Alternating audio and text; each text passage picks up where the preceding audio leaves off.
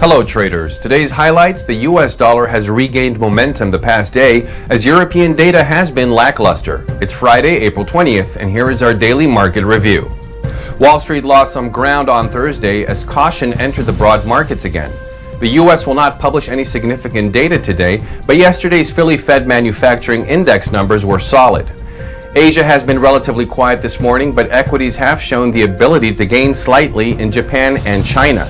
Inflation data from Japan this morning met its target, and trade balance numbers from the nation on Wednesday were encouraging. Core consumer price index figures from Europe were negative yesterday, which has caused the euro to be slightly weaker against the U.S. dollar. And European equities will likely take a rather tentative tone until the American session gets underway later today.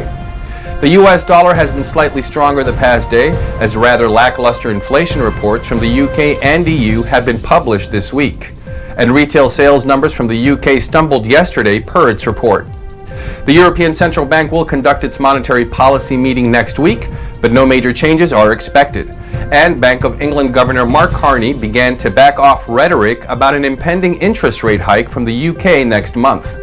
The pound and euro are near important support levels versus the US dollar, and traders should watch the euro carefully before it goes into the weekend.